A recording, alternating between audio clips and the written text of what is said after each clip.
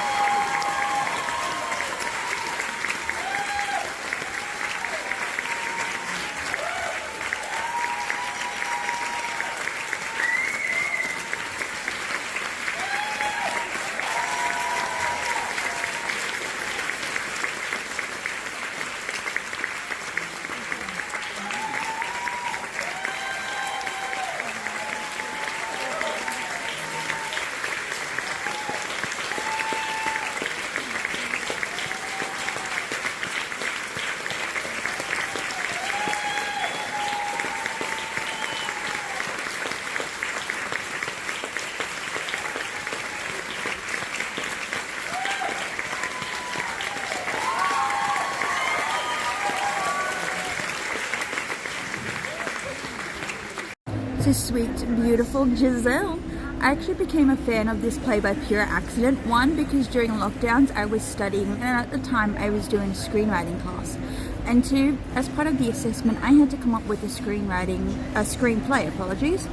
And I decided to do it on a ballerina. And my lecturer started giving me suggestions on how exactly I could make that antagonizing. And Giselle just happens to be that play that I based my script on, which managed to get me a half decent mark anyway. I had seen Giselle on YouTube, but it just wasn't the same. So once QPAC said, hey, there's tickets for Giselle, I was like, sign me up! So I bought a ticket, and now I have the chance to actually see it live in person rather than from the comfort of my home.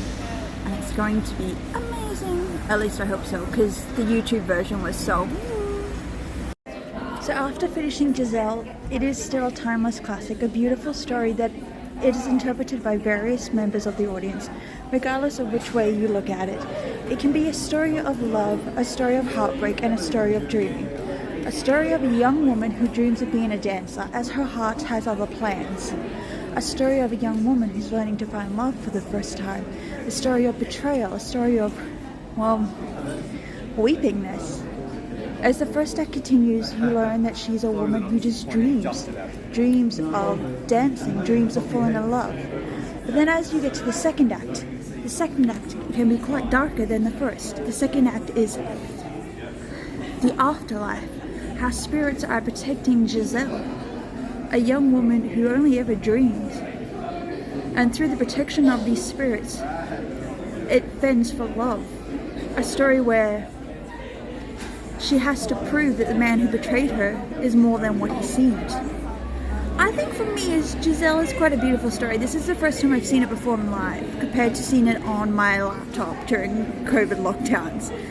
And seeing it live is as beautiful as possible. Seeing it live is almost like a whole new story in itself. You can see the performers' reactions and the swift and delicate movements each one of them makes. It's an absolutely beautiful, timeless story that is desperate need of a rewatch. Absolutely loved it.